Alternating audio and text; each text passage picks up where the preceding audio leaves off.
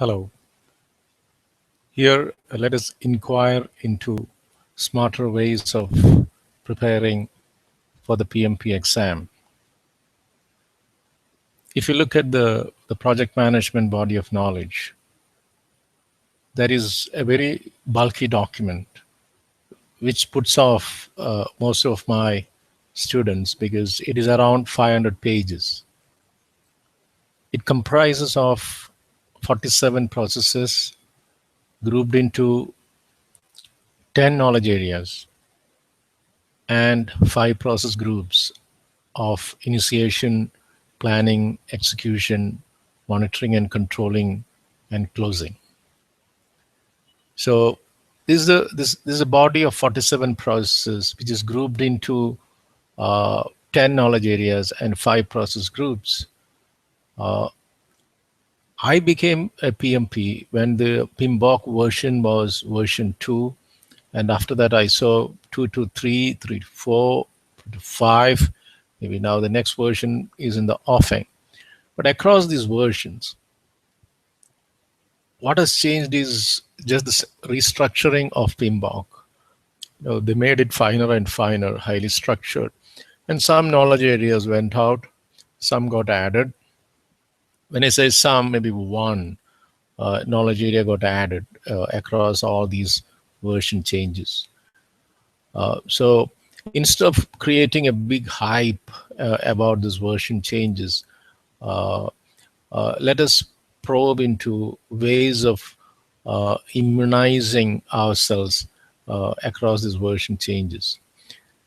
Because if you go, again, 5 process groups, 10 knowledge areas, and 47 processes, and each process comprises of a set of inputs, tools and techniques, and outputs.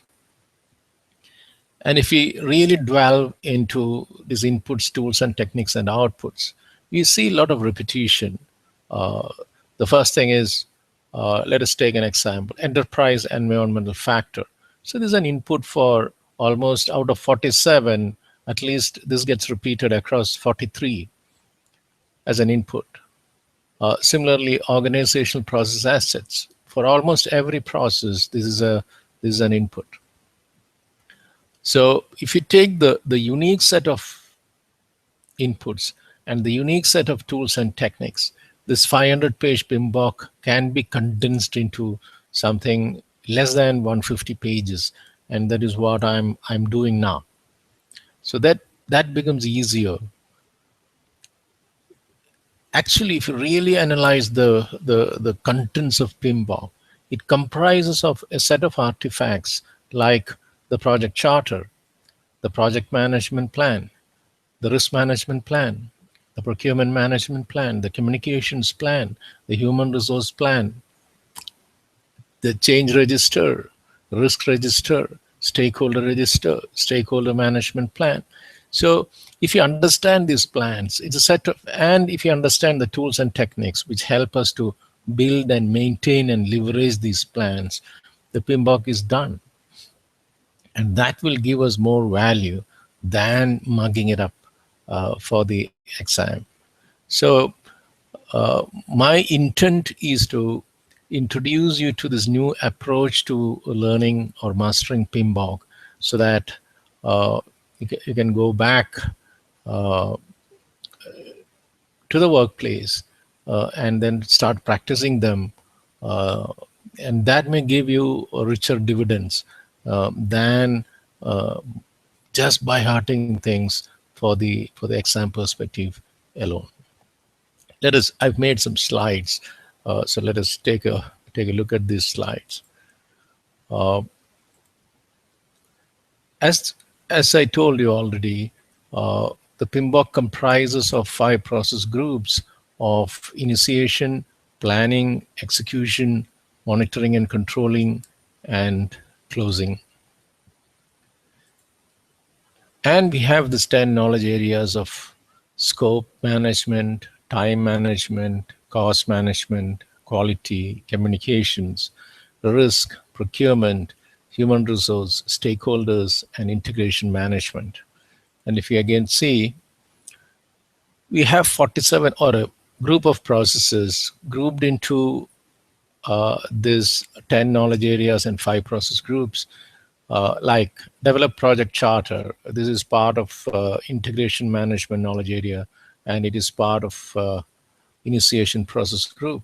Similarly, identify stakeholders is part of integration management knowledge area, and it is part of uh, initiation process group. Then develop project management plan. This is part of integration management knowledge area, and yeah, it is part of planning process group. So every process is grouped into one of these knowledge areas and one of these process groups. And if you go one more level down, each process comprises is made up of a set of inputs, tools and techniques and outputs. A lot of them are repeated again and again under each process. This makes PMBOK bulky.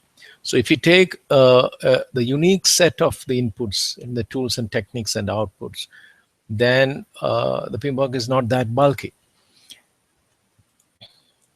So the real building blocks of PMBOK are a set of artifacts like the project charter, project management plan, stakeholder register, risk register, change register. This list goes on. And then we have a set of tools and techniques like expert opinion, brainstorming, earned value management, Ishikawa diagram, Pareto analysis, control chart, force field analysis, Six Sigma. So all these things, there is a set of tools and techniques which helps us to build these artifacts, maintain these artifacts, and leverage these artifacts. So these are the fundamental building blocks of a PMBOK. So my view is slightly bottom up, because if you master the unique set of artifacts and the tools and techniques, then it is only a question of rolling up or regrouping them into the process groups and to the knowledge areas. So that way the learning becomes much, much easier. So here is a pictorial representation of what we discussed so far. So we have these 5 process groups and the 10 knowledge areas. It's comprised of 47 processes. I'm talking from the PMBOK version 5 perspective. And these 47 processes, each process comprises of set of inputs, tools and techniques and outputs. And if you decompose it further to the unique set of inputs and outputs, we get a set of documents and we get a set of tools and techniques. So these are the lowest level, these are the most granular level. So if you master these things, then understanding the processes is much, much easier, because it is just grouping these documents and the tools and techniques in specific patterns, and you get the 47 processes. And the 5 process groups and the 10 knowledge areas are again grouping these processes into 5 process groups and 10 knowledge areas. So instead of taking the top-down approach, let us take this bottom-up approach, and that is all about the PMdistilled guide for PMP preparation. Yeah, so this we already discussed. Understand the artifacts, master the tools and techniques, understand how they are arranged under each process. Life is easy. I will be uploading at least a couple of videos every week.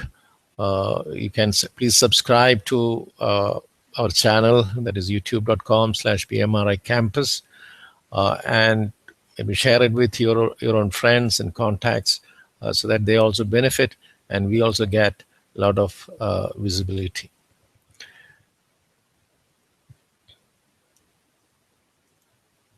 So that's it. So no point, no need to really panic when there is a version change. Look at things from a practitioner's perspective. Don't look at things just from a exam perspective. That way, the learning becomes very interesting. And sometimes the dividends you get by applying some of these techniques at your workplace will be much, much better than just a PMP title. So look at things from a practitioner's perspective. Exam, definitely, yes, we need to pass the exam. But while learning, look at things from a practitioner's perspective, try to understand things, why it is done, what are the benefits, in which phase it is done, who is authorized to do it? If you don't do a charter, what are the issues? If you do a charter, what are the benefits? Who can update a charter? And when it gets updated, when it gets created. If you look at things from a practitioner's perspective, the whole journey is very interesting. Thank you.